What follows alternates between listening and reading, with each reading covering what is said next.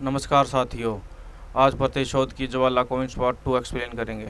जब इसको बाहर की तरफ भागा, कनस्तर ले चलूँ, बास ने कहा था कोई भी सबूत मत छोड़ना। परंतु अगले ही पल शाम की लात उसकी पीठ पर घोड़े की दुलत्ती की तरह पड़ी। अंदर ध्रुव अपने कपड़े बदलने जा रहा था। आग वह तेजी से बाहर भागा और उसकी नज़र सबसे पहले जबिस्को और अपने पिता श्याम पर पड़ी। नहीं, ताकत में जबिस्को शाम से दोगुना था।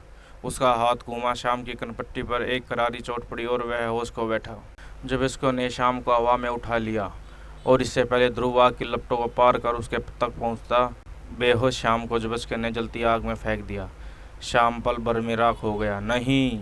चीख सुनकर वह ध्रुव की तरफ पलटा। आग की रोशनी में चमकते हुए जबिस्को का चेहरा संसार का क्रूरतम चेहरा लग रहा था, परंतु अब पकड़े जाने की संभावना बढ़ती जा रही थी।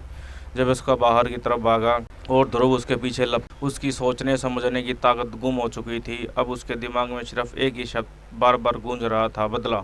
दोनों के बीच में अब काफ़ी दूरी थी। कनस्तर को लाद लाए फेंकिसे जब इसका ने बाहर इंतजार कर रही कार का दरवाज़ा खोला और कार एक झटके के साथ दौड़ पड़ी। ध्रुव भी बिना कोई वक्त खोए अपनी मोटरसाइकिल की तरफ लपका। ध्रुव अपनी स्पेशल मोटरसाइकिल आग की दीवार के ऊपर से कूदती हुई जब इसकी कार के पीछे लगा दी और उनका पीछा करने लगा। अंदर जुपिटर सर्कस में मौत का तांडव मचा था।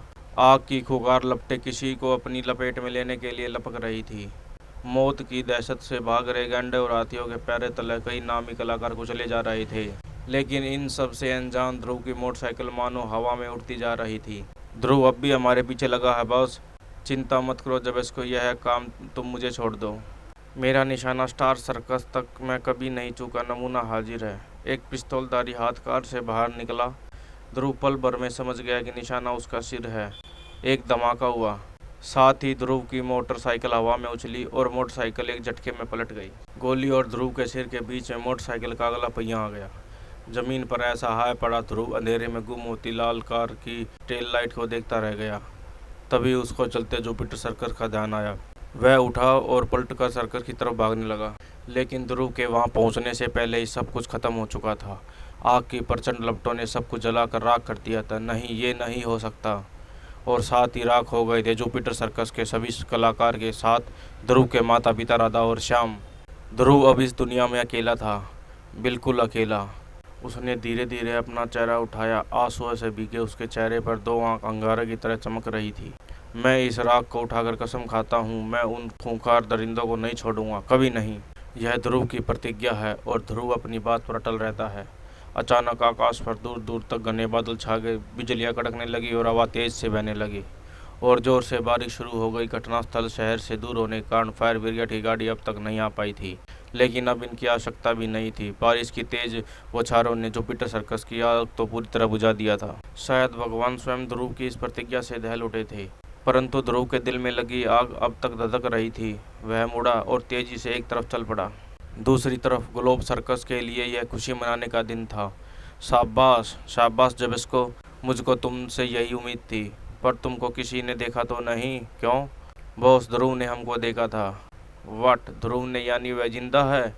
तब तो वह तुम्हें पहचान गया होगा और यहाँ तक आता ही होगा। आप चिंता मत कीजिए बस, जबिस्को के रहते आप। शट अप गधे, इसका नाम ध्रुव है। ध्रुव वह तुमसे जैसे दो तीन एक साथ संभाल सकता है। Yes boss. देखो, सर्कस के चारों तरफ कैरा पैरा कर दो, खूंखार से चीते लिए आदमी तैनात कर दो और कोई भी अजनबी भाग कर अंदर घुसने की कोशिश करे तो उसे बेशक गोली मार दी जाए। Okay boss. बॉस का ख्याल एकदम सही था। ध्रुव जबिस्को को पहचान गया था। यह रही सामने मेरी मंजिल, हत्यारों का अड्डा, ग्लोबल सर्कस। एकदम से काफ़ी चहल पहल हो गई। अभी अभी हुई जोरदार बारिश से भी इनका उत्साह कम नहीं हुआ। जरूर यह मेरा स्वागत का इंतजाम कर हो रहा है, लेकिन चिंता की कोई बात नहीं, जहाँ चाह वहाँ रहा। और इस वक्त अंदर तक पहुँचने की राह यह हाई टेंशन केबल है। केबल पर चलना ध्रुव के लिए रस्सी पर चलने जैसा ही था। लगता है इस केबल में पूरे ग्लोब सर्कस की बिजली सप्लाई होती है, लेकिन इस वक्त मेरे दिमाग में इसका एक और बेहतरीन उपयोग आ रहा है। तार के दूसरे सिरे पर पहुंचकर ध्रुव ने एक क्षण को पलटा और केबल के एक झटके से नीचे जमीन पर आ गिरी। थोड़ी देर पहले हुई बारिश से जमीन अभी तक गीली थी। पल भर में हाई वोल्टेज की बिजली चारों तरफ फैल गई। पहरेदार और खुकार जानवरों के मुंह तक खोलने का मौका नहीं मिला। जल्दी ही सभी पहरेदार और शेर चीते गीली जमीन पर बेहोश पड़े थे। अंदर यह क्या हुआ? जब इसको बिजली कैसे चली गई? अभी इमरजेंसी लाइट जलाकर देखता हूँ बॉस। लगता है केबल टूट गया बॉस। केबल टूट गया, पर कैसे? जवाब में एक सर्द आवाज अंदर गूंजी, मैंने तोड़ा है। ध्रुव, हाँ तुम्हारी मौत ध्रुव। जब इसको को 2 कदम आगे बढ़ा और 4 कदम पीछे आ गिरा। मैं इसको देखता हूँ बॉस। इससे पहले कि जब इसको संभल कर उठ पाता, ध्रुव ने उस पर वापस जमीन पर पलट दिया। बेफिकार में गले की तकलीफ मत दो, तुम्हारी मदद को कोई नहीं आएगा। तुम्हारे सारे आदमी आराम फरमा रहे हैं। उन सबका दिमाग ठिकाने लगाने के लिए मुझे उनके बिजली को झटके देने पड़े। अब तुमको बचाने कौन आएगा? भगवान भी नहीं। लेकिन तभी ऊपर से एक फंदा गिरा और शाबाश बॉन्ड, एकदम परफेक्ट। अब मैं सबसे पहले तुम्हारे थप्पड़ का जवाब दूंगा, ऐसे। बच्चे, इस खेल का मुझे तुमसे ज़्यादा तजुर्बा है। अब मैं तुझको बताता हूँ कि बदला कैसे लिया जाता है। शैतान को लाया जाए शीघ्र ही। बेटा ध्रुव, इस खुखार शेर को देख रहे हो ना, इसी का नाम शैतान है। यह 3 दिन में सिर्फ एक बार खाना खाता है और आज इसके उपवास का 3रा दिन है। जब इसको खोल दो शैतान को। भूख से बेचैन शैतान ध्रुव पर छलांग मारने के लिए झटका। तभी ध्रुव ने गले से एक हल्की सी गुड़गुड़ाहट निकाली। शैतान छलांग मारते मारते रुक गया। उसके कान खड़े हो गए और वह कुछ सुन रहा था, और भयानक एक खून जमा होने देने वाली दहाड़ के साथ उसने ध्रुव पर छलांग लगा दी। अगले ही पल उसके दोनों पंजे ध्रुव के कंधे पर थे और तेज दांत रस्सी पर। शैतान ने एक झटका दिया और रस्सी के कई टुकड़े हो गए। यह क्या?